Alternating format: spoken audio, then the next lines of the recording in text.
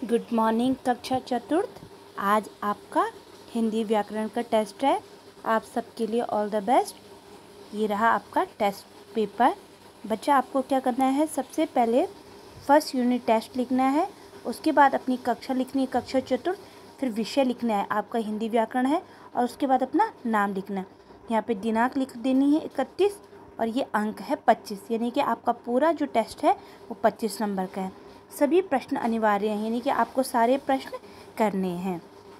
अब देखिए, प्रथम निम्नलिखित प्रश्नों के उत्तर दो। आपको यहाँ पे प्रश्न दे रखे हैं, आपको उनके उत्तर देने हैं।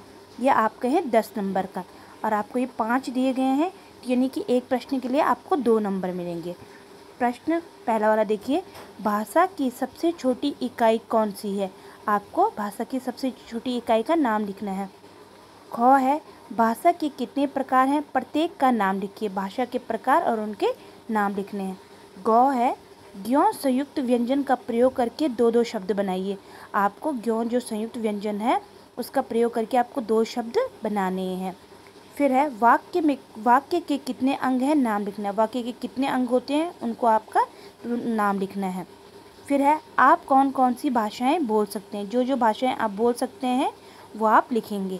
याद रखेंगे, बोली नहीं, केवल भाषाएं। भाषाएं जो होती हैं वो अलग होती है, बोली अलग होती है, आपको बताया गया था, इसलिए आप सिर्फ भाषाएं ही लिखोगे। फिर हमारा है प्रश्न 2, सही मिलान कीजिए। सही मिलान कीजिए, ये आपका है 5 नंबर का। अब देखो, आपको मिलान करना है। मिलान करने में आप अपने प्रश्न पत्र पे जो आप हल करेंगे अपनी कॉपी में, तो आप उसके सामने भी लिख सकते हैं। ज़रूरी नहीं है कि आप ऐसे ही मिलान करेंगे, आप क्या कर सकते हो, उसके बिल्कुल सामने बगल में भी लिख सकते हो, जैसे कि हम पहले क्लास में करते आए हैं।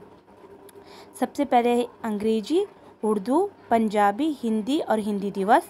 फिर है 14 सितंबर, रोमन, फारसी, गुरुमुखी, देवनागरी।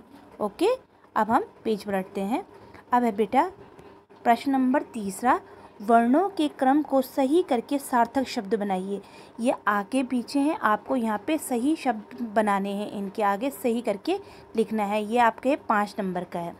सबसे पहले है र श खो गो, तो आपके इसके सामने लिखना है जो सही होगा। फिर है ली ई म, फिर है र द अ क, फिर है ह म ल, फिर है हि चू या। ठीक है, आपको सही करके बनाने हैं। उसके बाद आते हैं हम प्रश्न नंबर 4 पे, दिए गए रिक्त स्थानों की पूर्ति कीजिए। आपको यहाँ पे रिक्त स्थान है उनकी पूर्ति करनी है। ये भी आपका 5 नंबर का है। रेडियो भाषा का रूप है, जो रूप है लिखित है ये मौखिक, आपको सामने लिखना है। फिर ख है, हमारी राष्ट्र भाषा है, कौन सी है? आप यहाँ पे लिखोगे।